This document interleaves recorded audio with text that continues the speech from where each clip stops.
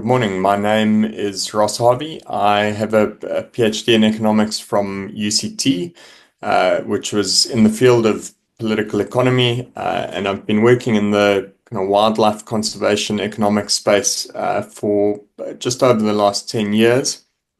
And my interest has largely been in questioning whether sustainable use as a doctrine really is that sustainable. And that's been my work. I'm currently the Chief Research Officer at Good Governance Africa, and I also run a research consultancy on the side. For the viewers who may not be familiar with South Africa's bone trade, how would you describe what it is, who it involves, and why it exists? Essentially, I would call it a clandestine industry that has legal protection. And unfortunately, what's legally permissible is not always ethically acceptable. And in this case, we've got a highly dubious, from an ethical perspective, industry proliferating in South Africa, where it technically isn't illegal to possess tigers in captivity, nor to breed them, because they're listed as an exotic species, and so you are legally permitted to own a tiger.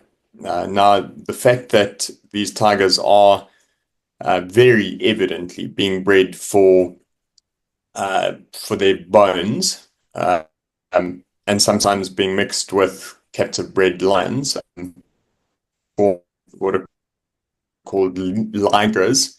Those bones are being sold into Asian markets, and there's huge demand, unfortunately, for them. And because because the tiger bone trade rather has been outlawed in many Asian markets, South African lion bones have been masquerading as tiger bones, and now, of course, but with the spotlight having been shone on that industry, and a legal loophole essentially having been found for breeding tigers, it seems pretty clear that our tiger bones, well, that tigers are being bred in South Africa for supply of tiger bones to Asian markets illicitly, where they fetch a massive price. And the government has claimed that these are non-commercial facilities, but if you have a look at the export permits, it's hard to sustain the case that these are non-commercial facilities. Now, you can only avoid having to list or register the facilities if you claim that they're non-commercial. So this is where it gets a little bit technical, but essentially the industry is being justified on the basis that it's for non-commercial purposes, even though there's no requirement under law for the South African Scientific Authority to verify the export destination on CITES export permits. And so you can see how if you're running a tiger breeding facility and exporting bones to Asian markets, it's very easy to escape the letter of the law. Can you unpack what drives the predator breeding and trade industry in South Africa? There's absolutely no reason to breed tigers in captivity, nor lions for that matter. And unfortunately, what's happened is that tiger breeding, along with captive lion breeding, has been justified on the false pretext of being done for conservation purpose. But it's very clear from the evidence that there's zero conservation value in breeding tigers in captivity. And so, look, they're a wild animal. And so as soon as you put a wild animal into captivity, it's cruel in and of itself. It doesn't matter how well you treat that animal, purportedly, it's still cruel. But the reality of the industry is that any tiger or lion bred for commercial purpose is being treated with horrendous cruelty. If you were to see what goes on behind the scenes, you would really hang your head in shame that a nation could permit this. Um, and essentially turn a blind eye to it by saying, well, it's not for commercial purposes and therefore all is okay, with no real interrogation of whether that's true. And so cubs are often extracted from or kind of prematurely weaned from their mothers, and that causes these big cats to go into estrus prematurely, largely stress induced. So that's the first cruelty. And then, of course, keeping a wild cat in confinement is an additional cruelty to that. So they don't have space to roam. The completely kind of, what's the right word? Prevented from being able to perform any kind of activity that they otherwise would in the wild. And essentially have no access to what we'd consider to be basic welfare requirements. So there are two things here. One, they shouldn't be kept in captivity at all. There's no conservation value to doing so. And secondly, the fact that they are being bred for commercial purposes means that they're put under additional strain and cruelty. And unfortunately, a lot of members of the public are taken in. You go to a facility, get an opportunity to pet a tiger or pet a lion, and that's unwittingly often contributing to an industry that is founded on cruelty. How does Panthera Africa's stance, no trade, no breeding, no interaction, set an ethical example for others? The question, of course, is what happens once an animal has been put into captivity and then rescued from captivity. And then members of the public need to be discerning and only go to genuine sanctuaries that have been kind of externally verified as such. I think that there's a huge role for sanctuaries to play. In fact, the first sanctuary that I visited in respect of this broader question was the Drakenstein Lion Park. And learned quite a lot about what's going on behind the scenes from Paul Hart. And the fact is that once an animal has been put into captivity and treated cruelly, there's a huge onus on us ethically as humans to actually provide homes for those animals, because the alternative is basically to euthanize. But I think that kind of, it's not as easy as it seems. And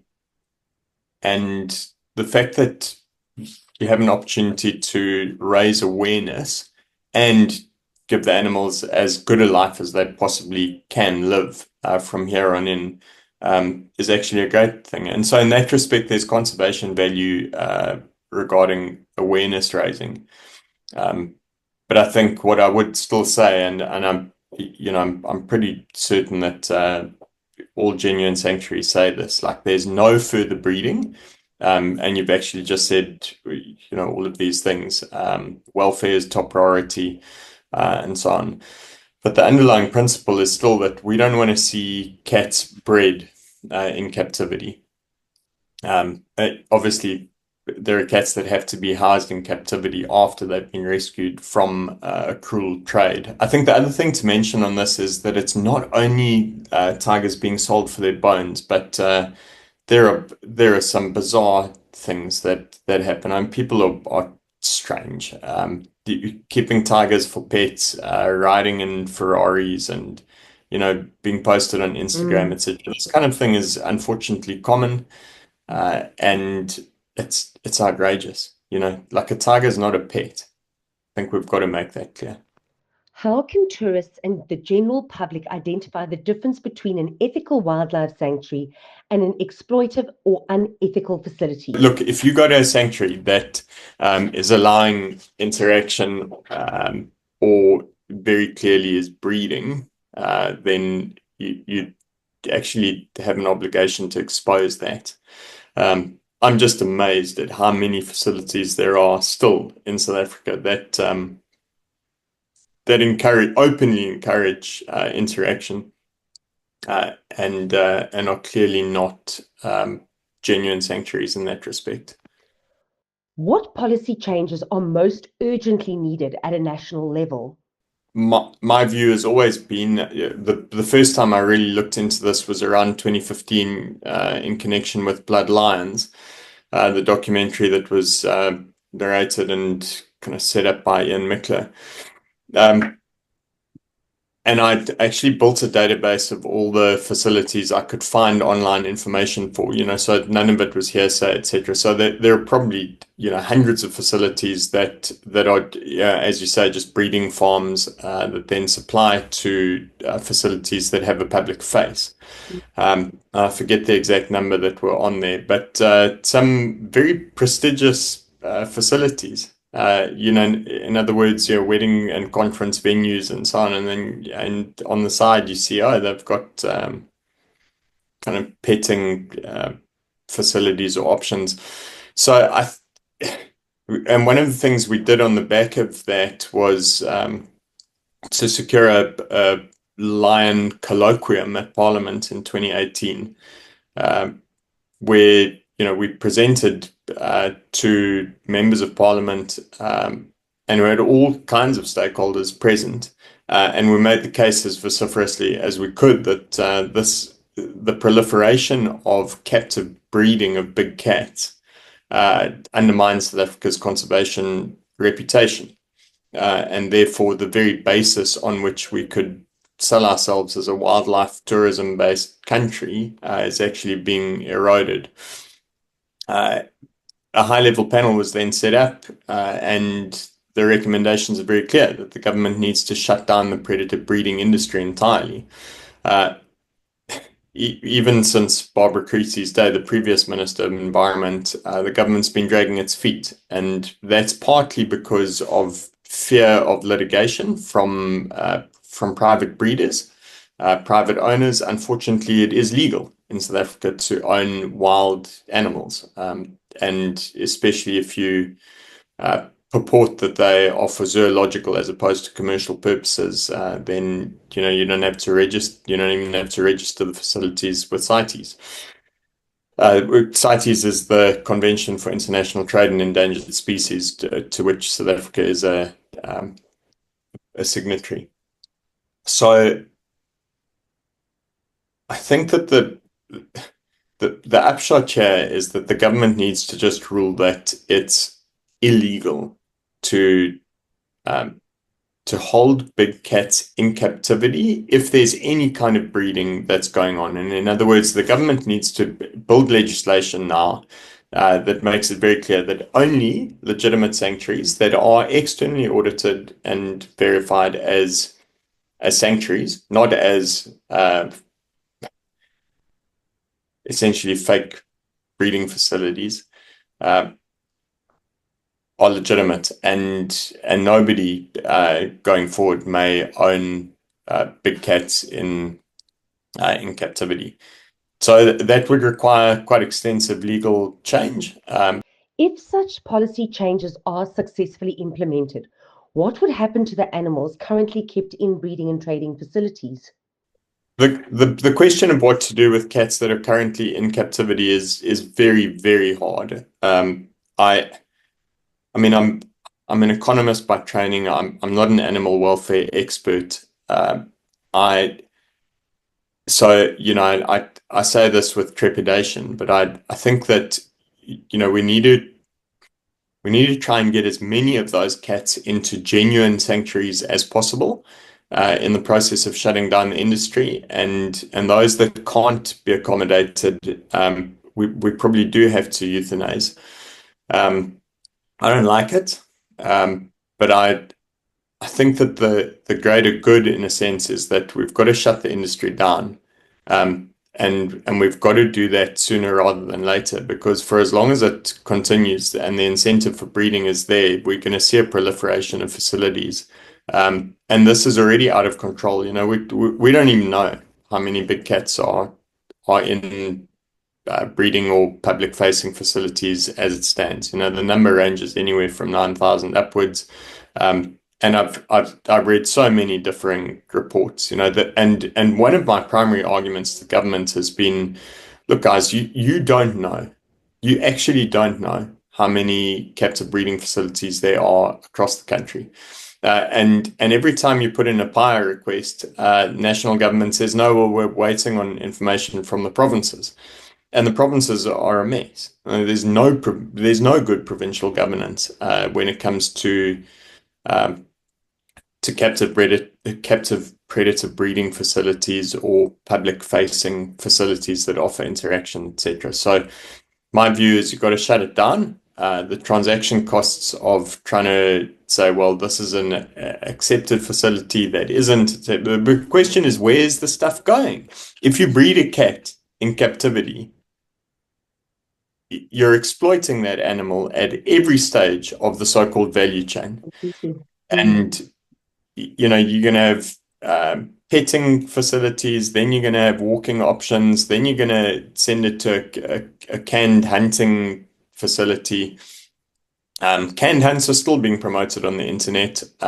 It's one of the things that really upsets my daily life. Actually, is receiving. I'm on the email subscription lists for a lot of hunting outfits because I want to know what's going on.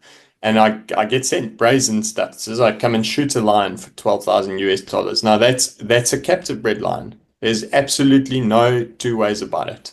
And they'll say explicitly, the South African government's about to shut this industry down. This is your last chance to come and shoot a lion. Brazen. It's brazen. And it's still done on the pretext that, hey, this is a legitimate activity. Those greenies, they want to shut us down. We're just gonna take advantage while we can. And we're totally legitimately entitled to do that.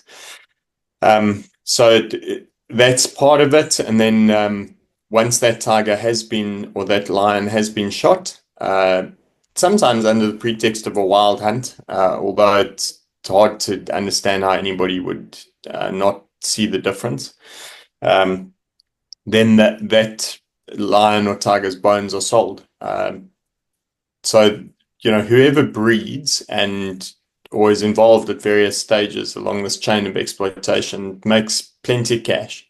And that so every element needs to be shut down. Government needs to say there's no more interaction allowed, no more captive bred or captive origin hunting allowed, no walking, nothing, all gone. As a country, you have to be prepared to say, all right, look, the long-term costs to our reputation are such that it's worth incurring whatever litigation we're going to have coming against us now. It's also pretty clear in law, I mean, just in the basis of our constitution, that what's happening here can't be justified given the cruelty and the exploitation that goes on under false pretexts. I think on that basis alone, you'd win the litigation. But we need litigation in a sense in order to establish the substance of the law.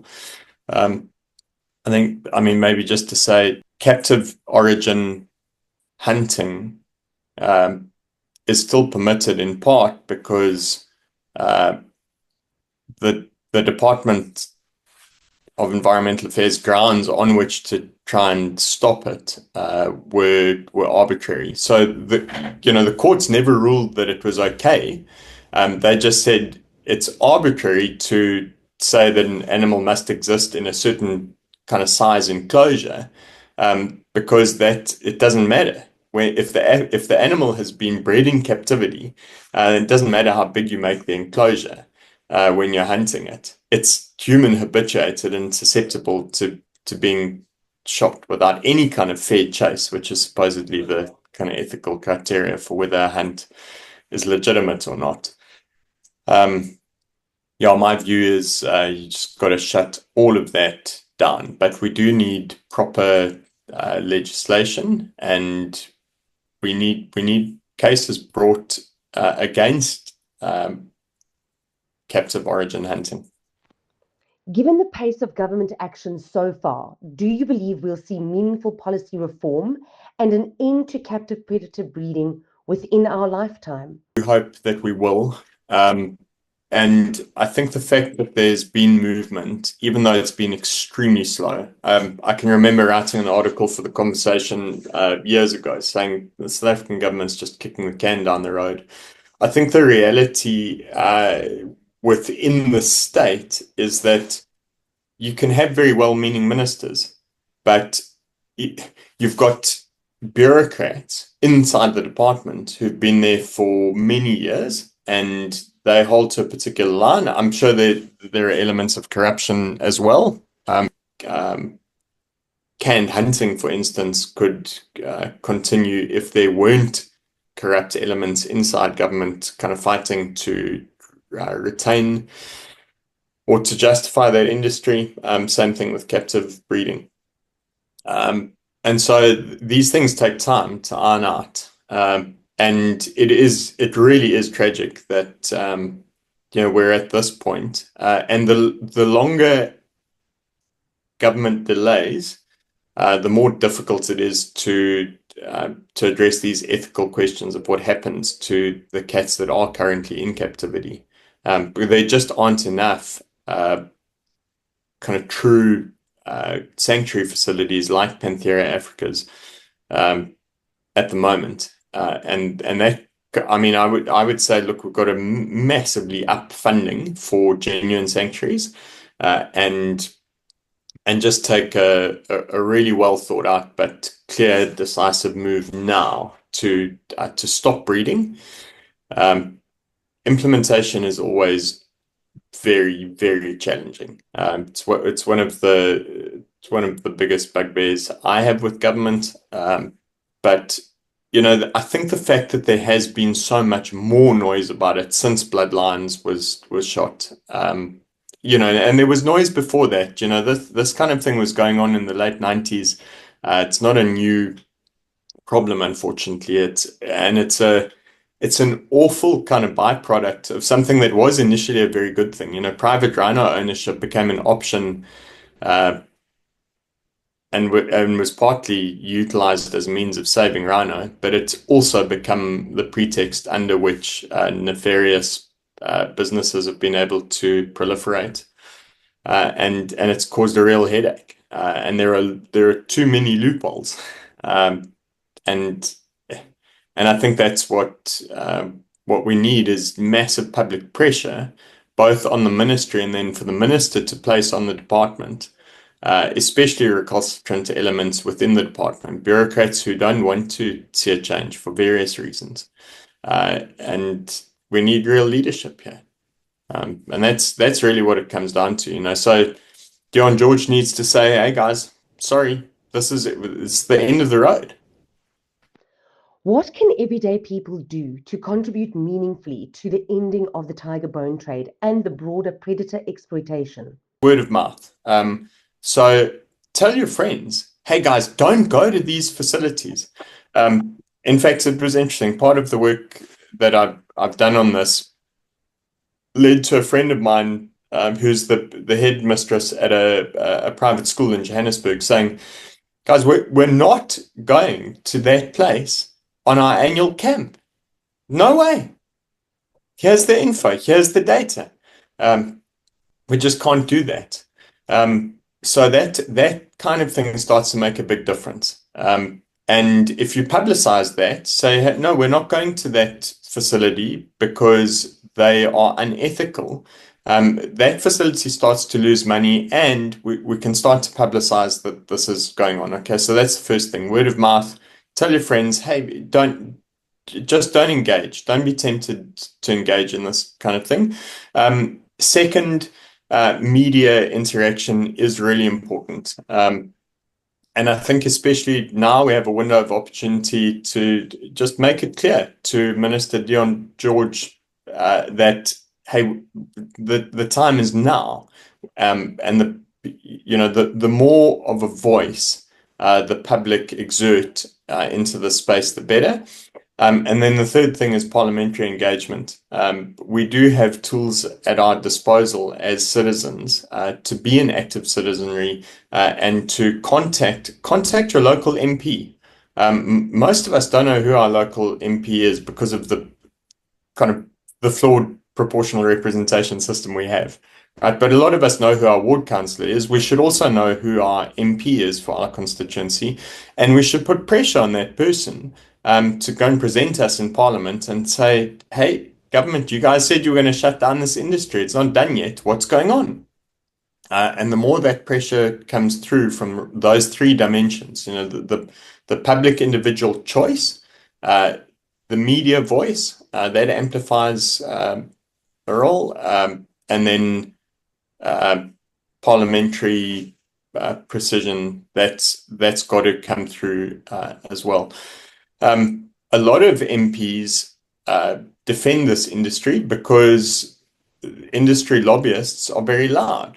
Um, and so those MPs need to be constantly made aware of the reality of this industry and that it's operating under false pretexts. And then finally, just support genuine sanctuaries like Panthera Africa. I mean, I'd shamelessly just say support ethical sanctuaries. These are difficult facilities to run. It's very, very hard work, and it's traumatizing for staff at these facilities as well to see the condition in which many big cats have been kept. Um, but there's also hope in being able to kind of give a good life to cats that can be rescued. Ross, thank you for sharing your insights with us. As we close, is there one key message or final thought you'd like to leave with our viewers? Whatever the case is, to do something about it. Um, and I think feeling like you can support a legitimate entity, it really does empower people. Like it moves them to act. So yeah, all the best to you.